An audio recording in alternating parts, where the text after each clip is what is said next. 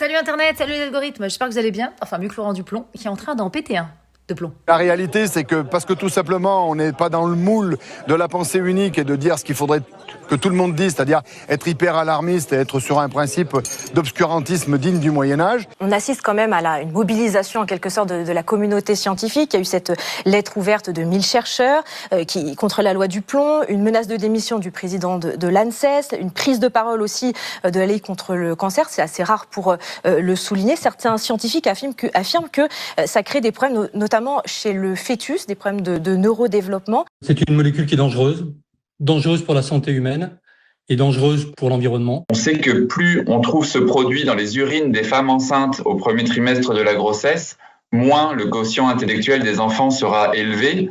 Donc on a des preuves de la toxicité de ces produits. Tous les scientifiques, ils disent vraiment n'importe quoi, mais tous. Moi, je crois Monsieur Duplon. Et Julien Audoul. Cette pétition est une désinformation totale orchestrée par l'extrême gauche qui est hostile à nos agriculteurs, il faut bien le dire. Bah oui, ça c'est sûr, c'est l'extrême gauche encore. Ah oui, c'est eux, bien sûr. C'est eux qui gouvernent tout, de toute façon. Ils sont partout, font tout, c'est... Ah non, ça c'est pas eux, c'est les... Demain, je lance une pétition pour le renvoi des OQTF, je pense que vous allez avoir 10 millions de signataires. Ah bah oui, ça c'est sûr. De toute façon, tout ça là, c'est Duplon, tout ça, c'est à cause de qui? Des OQTF. Hein. Mais bon, on va encore dire que... Bon allez, je vous laisse, moi je vais me prendre une petite tartine d'acétamipride. Mais non, c'est pas mauvais pour la santé, j'en prends tous les jours.